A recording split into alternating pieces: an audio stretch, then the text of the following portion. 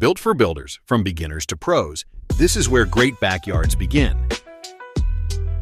Welcome to the Ultimate Deck Podcast, your source for backyard building tips, product breakdowns, and pro advice from the front lines of the industry. Here are your hosts, Shane Chapman and Wade Laurent. Welcome back to the Ultimate Deck Podcast. Wade and Shane back in the studio, helping you get ready for the change of seasons. Because it's here. It's October. It's changing. So things are happening now. The leaves are falling. They were. Like, I don't know that we actually have gotten a frost yet. I don't think we have, but We got a frost warning. yeah, I think it's gotten down to like 1 degree. It's gotten real close. But I think that trees have memory. Like, I think they just know. I think they know the time of year, and it's like they start turning even though they haven't froze yet. They're like, it's getting cooler out. It's coming, so I'm going to get ready. Yeah, I never thought that frost was what triggered that. That's what I thought. I thought the frost is what it killed the leaves. And No, I think it's just cold. But I don't know. I don't think it's frost. Really? Yeah, I really don't. Because it starts in September. The more you learn. Well, because it usually we get the first frost in September. That's why. I could be wrong. Anyways, this morning we walked the kids to school.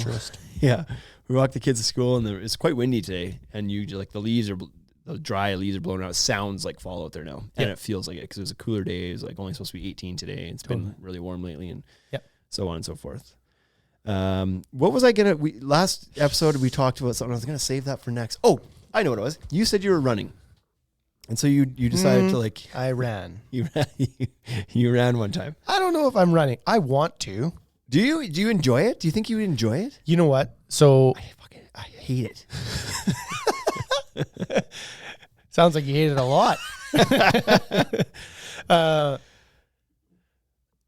So when I it just happened. I have always hated it because I get shin splints and I get my knees get sore. Knees, hips, and where are you going? Back to where you started. Right. You're going, but whatever, man. You pick weights up and then set them back down. That's true. So, the elk that I carried out, that's a whole different thing. Yeah. I carried thousands of pounds of meat out, and I didn't go back to the same spot. Yeah, it's all different now. Anyway, so purposeful movement is a lot easier for me to do. Totally, and I enjoy that more. When I was running, I did enjoy it. So I got going, and I was just I was head down, not true, head up, but I was in my own head. It was all by myself. I was just thinking, just running. Yeah, I've never loved running, but this summer, Greg Moore got into it. You know Greg? Yeah. Wheels. I mean, if you're local to the Regina market, you'd know him as Wheels on Z99. But I don't know where this came from. He picked up running, jogging, whatever, this summer out of nowhere. I didn't know he was I don't think he was. He wasn't a jogger before. Nor was he a big fitness or sports dude. He plays goalie. He played goalie for hockey for a while, so wasn't he moved much on the ice. Need an accountability buddy. Yeah. But he for some reason started running this year, and then he decided he was going to start training for a marathon. He was going to do the Queen City Marathon this year. And he did. Good for him. A full, 26.2 miles, whatever it is, 26 miles? 50, is it 51, 52K? Is that what it is? 52? Well, that math doesn't, one of us is wrong. I think it's 26 miles, 40 some K. Oh, maybe it's 40. It's 21.1 is a half. So 42K. Sure. And that is a full 26 miles, maybe? Yeah. Somewhere around there. Anyway, it's a lot. It's a lot to run. Time. It's a lot to drive. Yeah. That's a lot. 26 miles to drive is a decent commute to work. You gotta make sure you got enough gas. Right? You know. So anyways, he picked up jogging and running. He lives in my neighborhood, so I'd see him the odd time running around. And because he's on the radio, people know who he is a lot. And it was funny because you'd see people's in the back of the green spaces, people would be hanging signs off their balconies and stuff. It's go Wheels, go and stuff. Oh, that's fun. He had the community behind him a little bit. But yeah, he picked it up out of nowhere, started training, and was posting stories, talking about it all the time, out of breath. And he was enjoying it, and he was obviously in stress in his body stuff as well, but he ended up doing the marathon, so good for him. And I just the whole time I was I would love to accomplish running a marathon. I don't want to run though. Herein lies the problem. I like the idea of that's an accomplishment that I can understand and would feel really cool, but it's it's not for me. But I think it'd be cool. And I don't think you could just fire it up. It's not a 5K.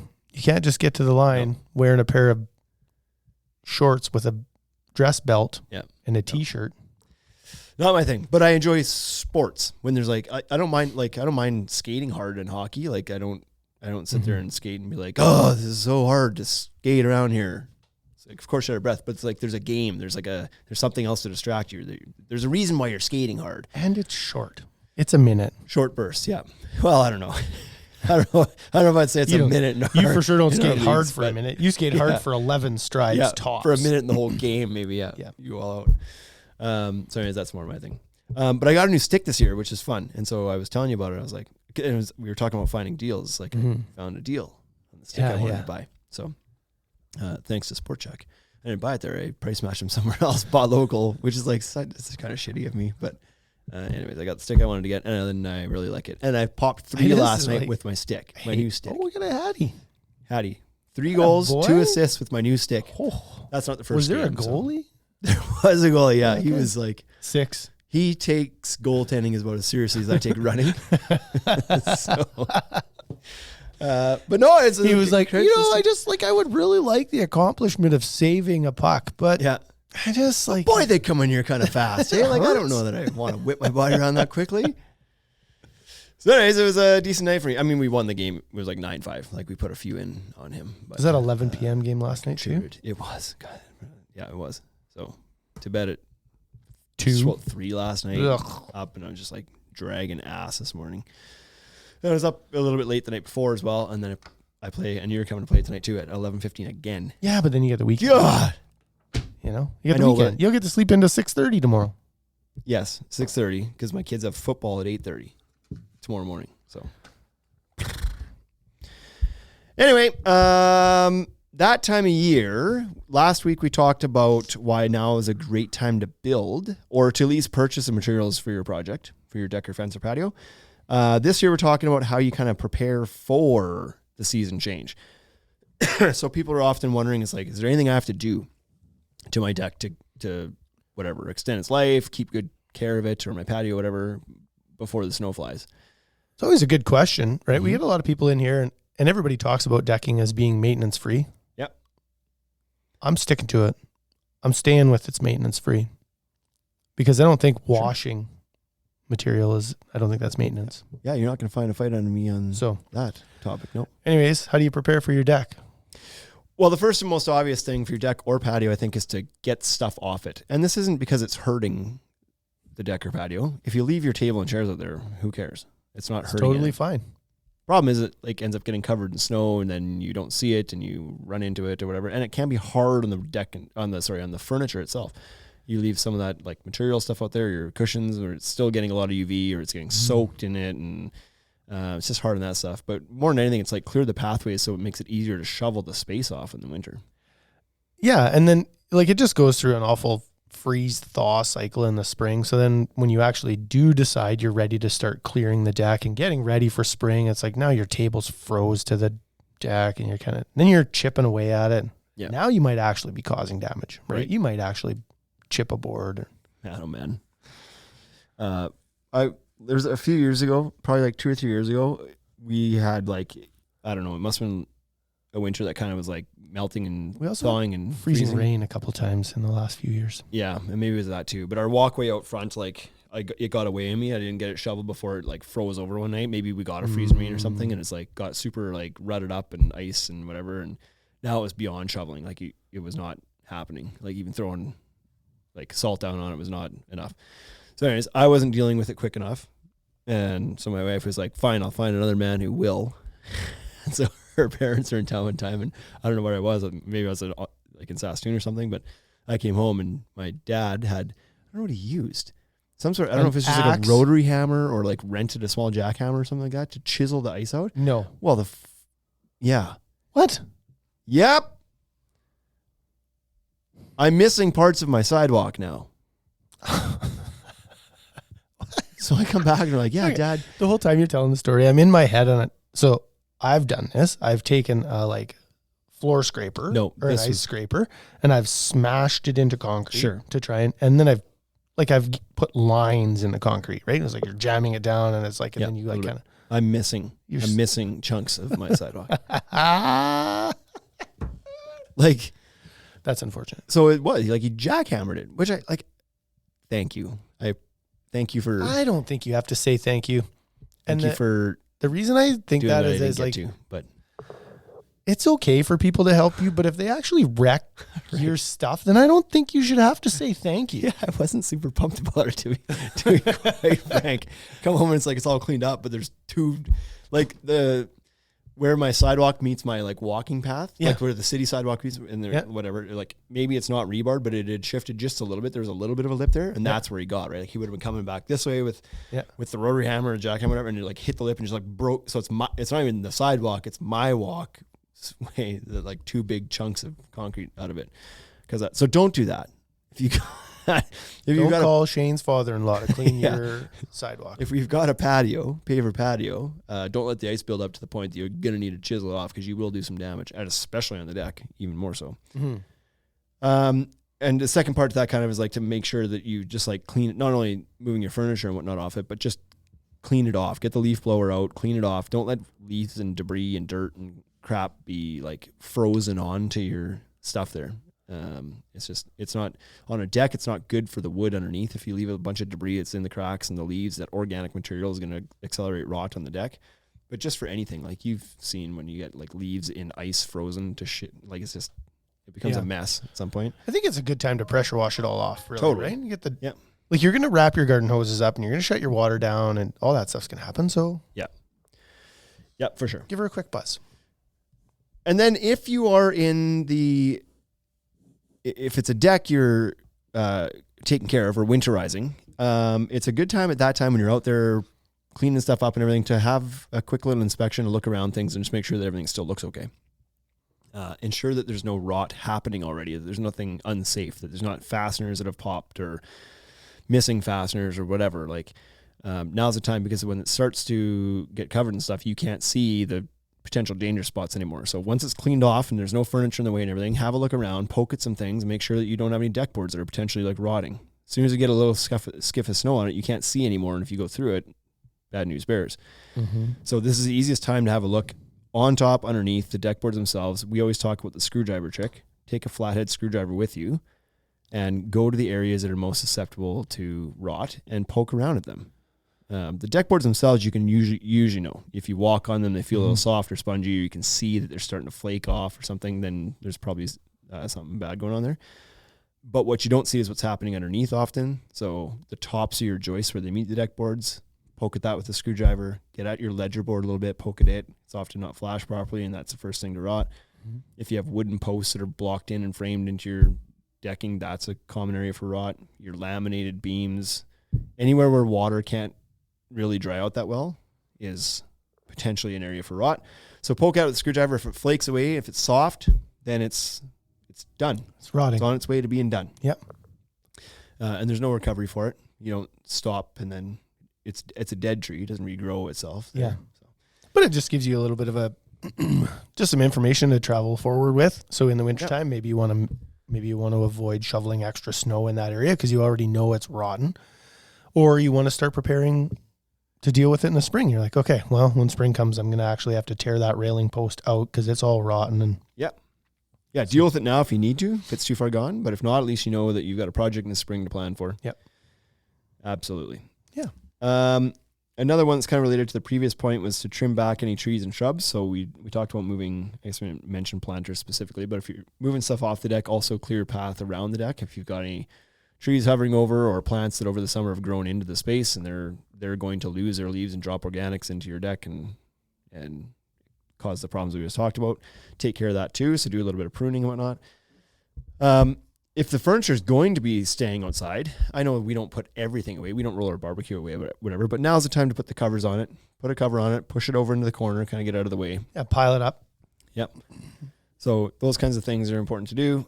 And one of the most common questions is so if it's a wood deck, let's say, or a fence or pergola, people often ask, it's like, do I bother doing this now, or should I just wait until the spring to stain my deck, to re-oil my deck, whatever? Yeah.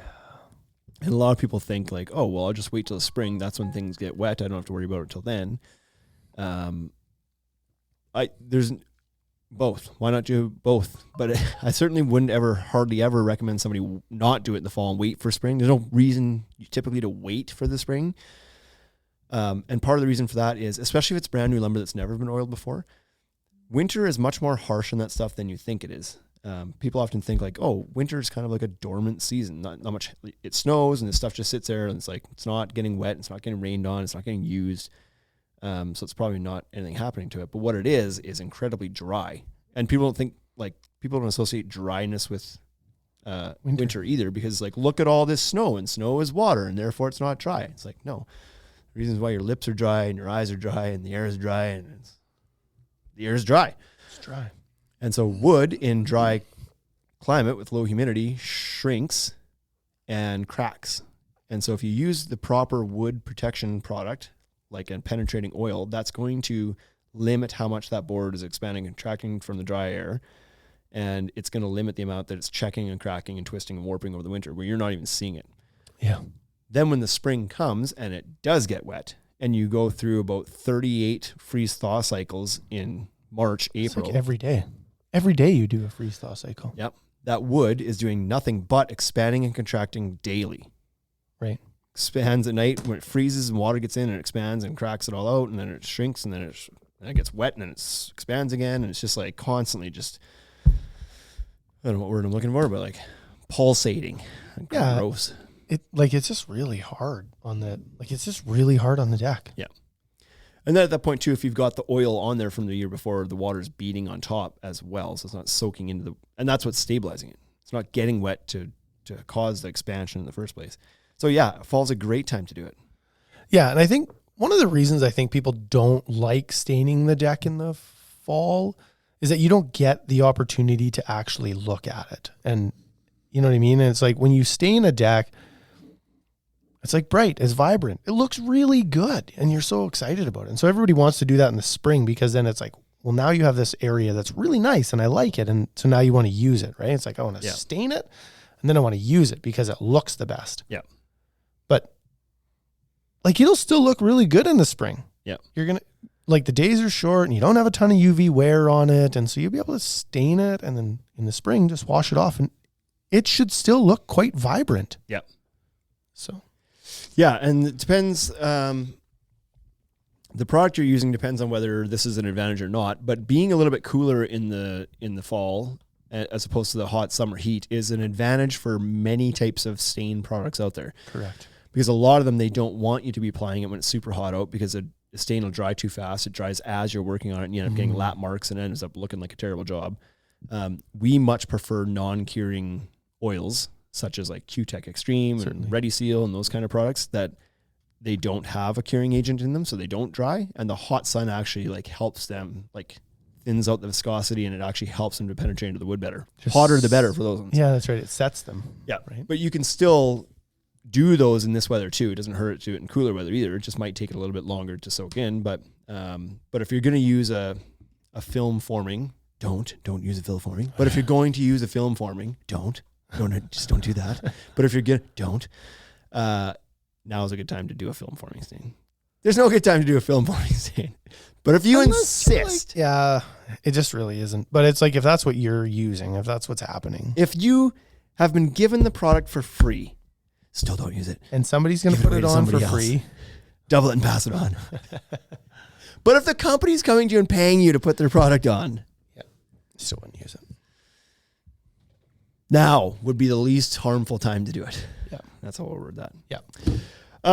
So that's kind of it. The one last thing we wanted to touch on is one more common question. If you have a composite deck or a paver patio, people are always wondering like what type of salt or de-icing material is safe to use on these things. I would say that on paver patios, maybe a little bit more forgiving, but you want to use products that say they are safe for concrete. Some of them can be what's the word I'm looking for? Like hard on the surface, I suppose you'd say. Yeah, and so you don't want to use something that's gonna cause any sort of discoloration or etching or anything on your concrete paver patio. Honestly, composite decking typically is fairly safe, like that pure capillary. It's not porous like a paver is, so you don't have to worry about that as much. But I would say the same thing. I would just be cautious and also use ones that only say they're safe for pets and safe for kids and safe for concrete only use that stuff on your deck as well. Yeah. Pretty much all manufacturers will say in their install instructions what type of stuff is safe to use. Yes. So follow that. And people often ask too, like, I assume I can't use the ones that dies. And often they say that they are fine to use the one that dies, but I don't know that I don't like to do that. So I've used the ones with little dye pellets on them, whatever, and they haven't harmed my sidewalk, my deck. But I think just like, why bother? Yeah, they're okay. What I tell people is if they have that type of de-icer and it has some blue pellets in it, that's super common. Maybe there's blue or red pellets, right? Yeah. So if you already have that, you can use it. But what I tell people is like, make sure you kind of sweep that off and just get that blue dye or that red dye off of there, because it's not supposed to stain, right? Yeah. But if it does, but if it sits there for a long time, wouldn't it be frustrating? Maybe so frustrated. So just like try and find one that doesn't have the dye in it, right? There's a product that I always recommend. We see it every year. It comes in a yellow bag with black writing. It's called Safe Tea Salt. Yeah. That one's just fantastic. It's just like, it doesn't have gravel. It doesn't have sand in it. It doesn't have any dye. It's a great product to use. Yeah. Yeah. You want to avoid the ones that have aggregates in them, because sometimes it is mixed with like something for traction, and those are no good. Yeah. They'll scratch. Scuff that all over your stuff. So avoid that stuff for sure. But other than that, if it's just salt, it's generally safe. But check the install instructions for sure. Check the website if you want to be safest. So, anything else to add? I think that's all. That's it. That's a pretty good one. Who knows what's going to be here, when it's going to be here, but you're going to be ready. Yeah. If you just follow these. I hope it's in December. I think it's going to be this year. Knock on wood. See you guys next week.